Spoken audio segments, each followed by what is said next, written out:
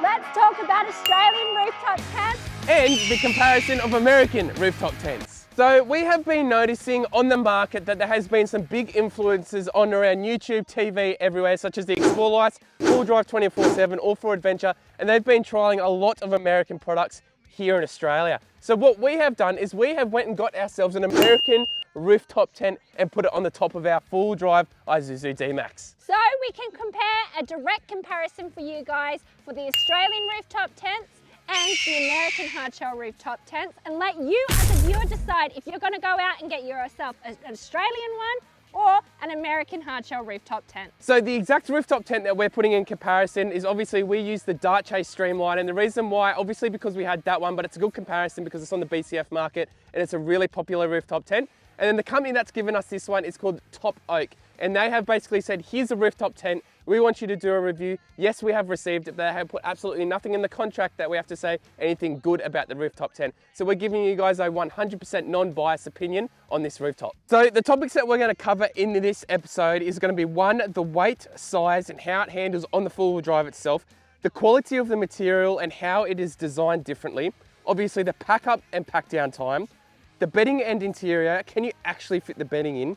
And then of course the 12-volt system, including what's included and can you fit solar on the roof?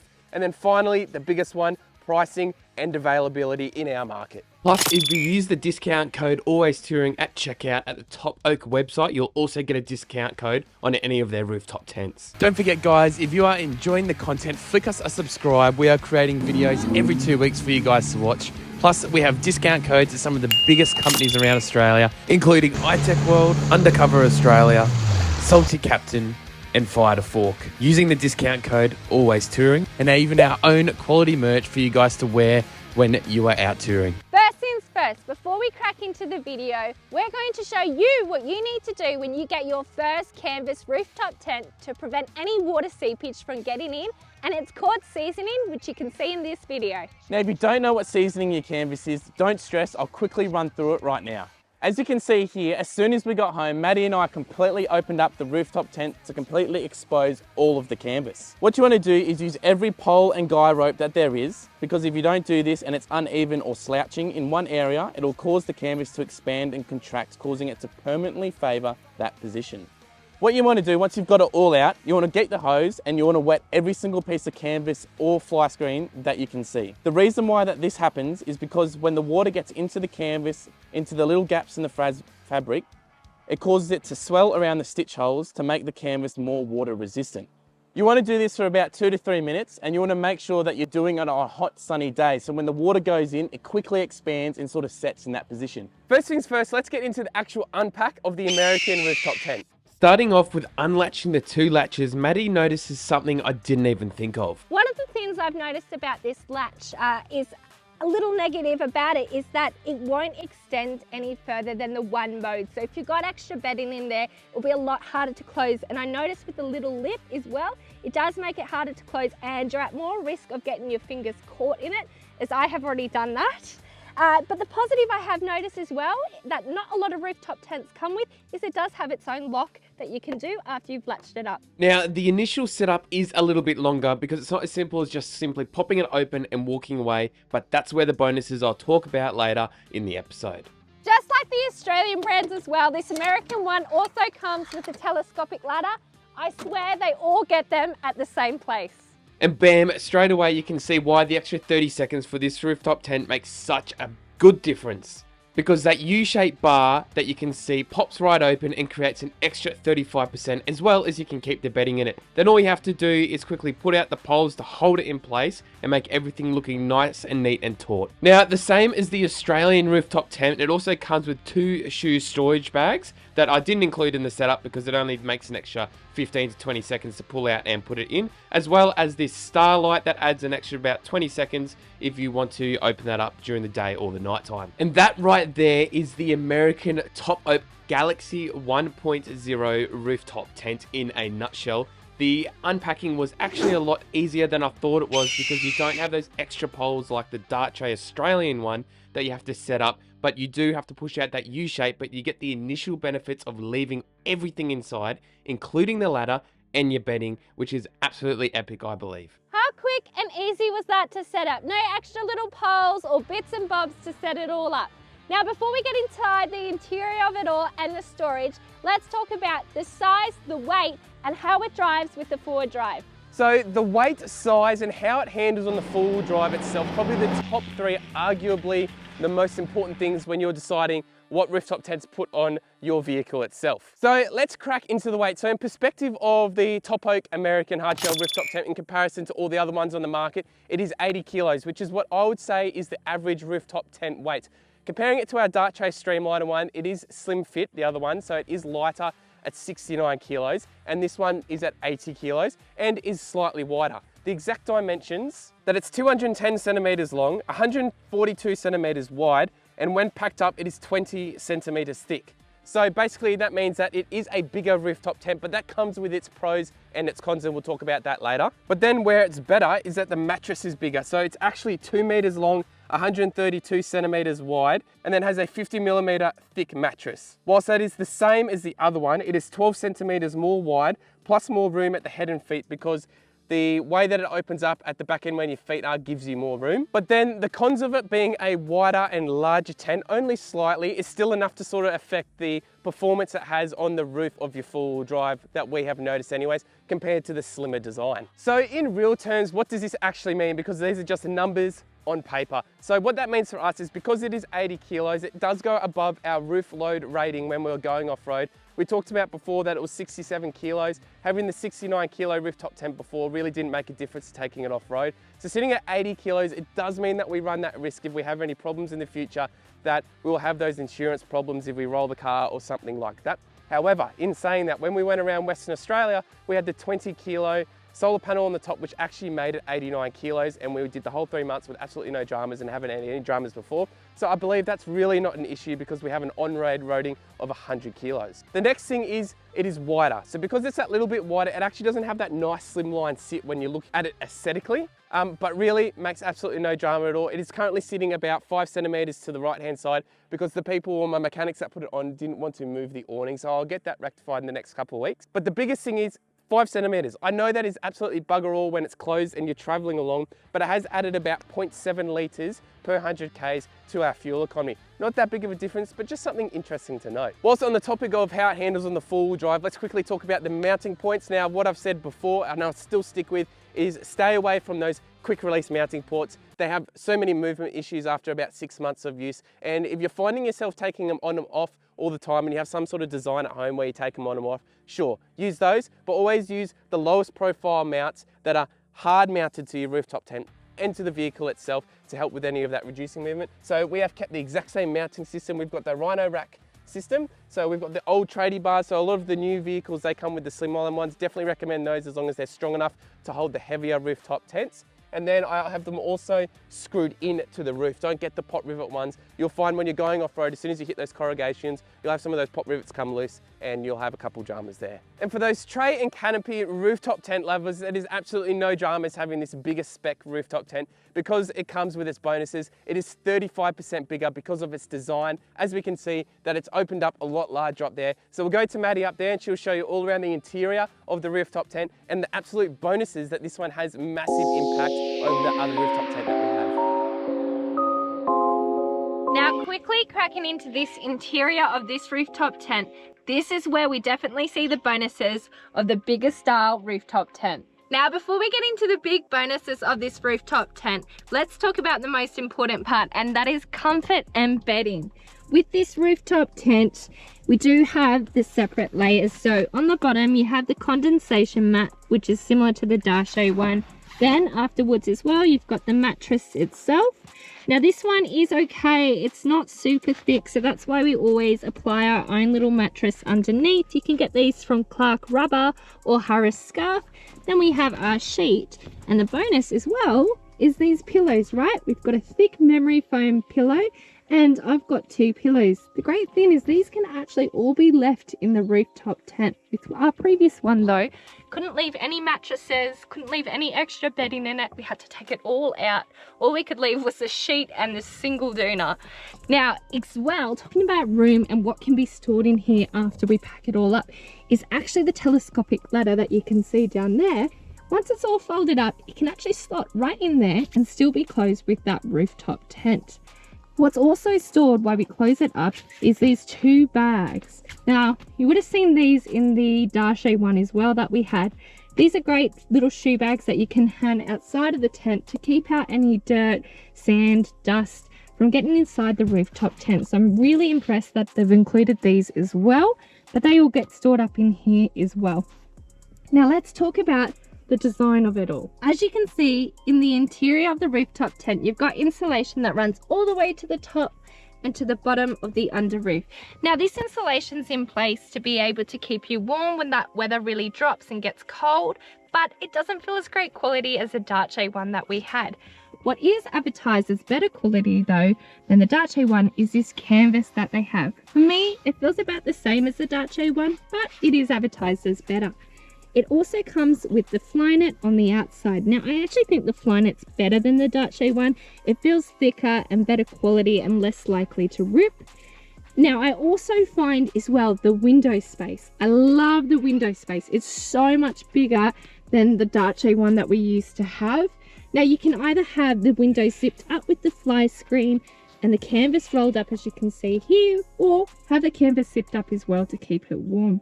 Now, the windows provide, when you can zip them all out, actually has better airflow to it. I find it's a lot cooler up here than the Darche one we have. But I also really love that, as you can see, they've got a little skylight, which I find is great if you want to go star watching or if it's raining. I just find it makes it a bit more of a better atmosphere in the rooftop tent itself. Now, as well, the other thing I have noticed is the storage space. There is so much more storage space in this rooftop tent than we did with the Darche one. So similar, you do have the pockets at the bottom that we had with the Darche one and the little middle console as well. I find a lot of rooftop tents actually don't put a clear one here. I really hope in the future maybe they do, so you can always slip in an iPad to watch some movies. But I love that they've got these little pockets at the front here as well, so that all the things you need during nighttime you can actually access, like your water bottles, iPads, Kindles, whatever you need. But while you're sleeping, I actually find there is so much more space for your feet. This is me shuffling down all the way to the bed, and now I'm all the way down here. So that used to be a problem, is that Samuel's feet would always touch the end of the bed. So I think that's definitely one of the bonuses, is that we have so much more room in this rooftop tent to kind of starfish out and spread out. The reason why there's so much more room is because it's a bigger rooftop tent, but also the departure angle is a lot higher than we had in our other Darche rooftop tent. The other thing I found was a bonus for me was this light fixture at the top. It's a lot more secure and it doesn't slip out like the Darche one did with their little lights on the side. But altogether, I find this one is a lot better. In the wind, it's a lot more secure, bigger. You can store things all up here. And I actually just love the skylight. I think that's my game changer for me. But otherwise, I'm actually really impressed with the interior. So a quick look at the very basic 12-volt system that's the same as the other rooftop tent that we have, is that it only has a light, as you can see here. That's operated into a little battery that you can have while you're up here, or you can integrate it into your full 12-volt system. We've opted in for the little lithium battery that we've got because it's a lot easier and it doesn't have any other cords that are in and around the rooftop tent. So what's the point of sort of integrating a whole 12-volt system? That's hooked up to a light, which actually comes with a remote. That's pretty cool. Obviously it goes white, orange and in between, same as the other one. And it's only mounted up there, as Maddy said, and it doesn't have any slippage problems like we did with the old LED lights. Now, two of the biggest things that you might notice that are missing in the design of this rooftop tent are the little windows that pop out to help when rain flows to not get water into the sides of the rooftop tent. Our old rooftop tent doesn't have that, but a lot of the new ones on the market does. But what this does have smartly designed into it is obviously up here we have that sort of 45-degree angle on the outside that gives it more space inside the rooftop tent, that 35% extra. But we did find when it did rain last night that we had the two canvas windows closed up, but we could keep that one open and we didn't get rain into the rooftop tent because of that angle. Another one is obviously wind noise. If we have a quick look up there, you can see where that star light is, but we can actually see, if I hop up onto this, is that it's got clips, and those clips can actually roll up and you can roll that all the way up.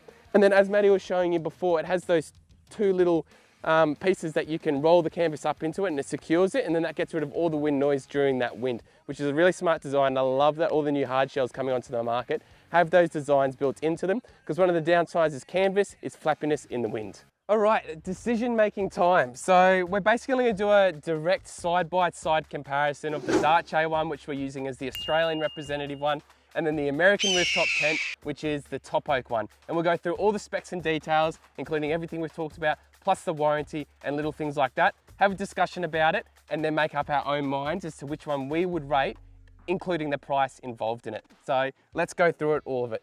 So let's talk about the design first. They both have a low profile aluminium composite clamshell design. They both have internal dimmable bi-coloured USB powered LED lighting. They both have a German engineered gas strut for effortless setup and pack down. Only the Darche one has side protections. They both have 2 shoe storage bags attachable via sail tracks and easy action 2.3 aluminium telescopic ladder to suit most vehicle heights. Max vehicle bed base height at 2.2 meters.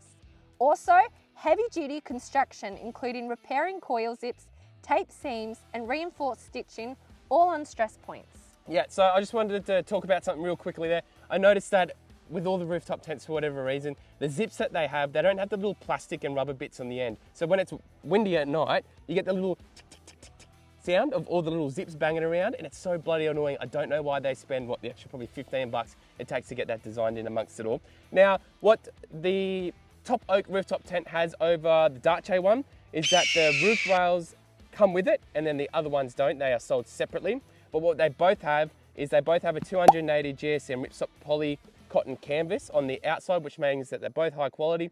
And then the fly material is 420D polyester. Couldn't tell you what that means, but it just means that the same quality is there. The top oak comes out at a better water rating with the canvas rated at 3,000 millimeters, with the fly adding an additional 1,500. The mattress, they both have a 50 millimeter memory mattress with a 10 millimeter anti-condensation mat. Most rooftop tents nowadays, everyone knows you get them out and you put in a better one. And this one, because you can put in a better and thicker one, people get the self-inflatable thicker ones as well with the eggshell on top. The Darche one only has a 1-to-2 sleeping ratio, while this one has a 2-person plus 1 child. Could you really get an extra child in there? It'd be bloody uncomfortable, I reckon. The Darche one has a better packed dimensions at 2.1 meters by 1.25, and then only a 15 centimeter height, whilst the other dimensions we talked about before, there's only about a 5 to 15 centimeter difference in amongst all those specs. Internal storage is only available in the top oak one. We did mention the Darche one that you can only keep light bedding in this. You can also keep the full bedding in this one, plus the pillows and the ladder as well. The weight is better on the Darche one at 69 kilos. This one's better at 80 kilos, but obviously you don't have the bedding capabilities there, and it's a little bit more roomier in the top oak one.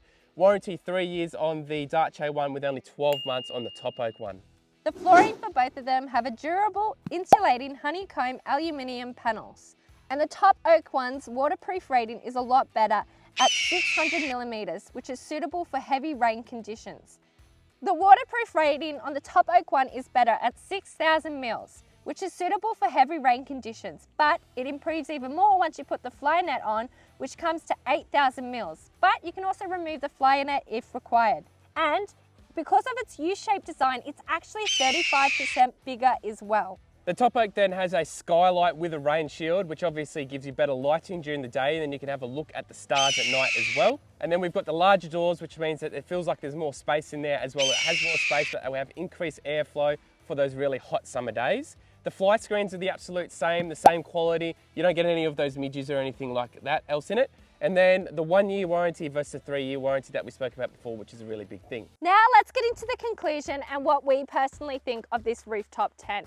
I personally love this rooftop tent actually more than the Darche one. I love that it comes with the skylight. I love that it's bigger and that you can include your bedding into it as well. My only concern with it is that it's at a larger roof rating.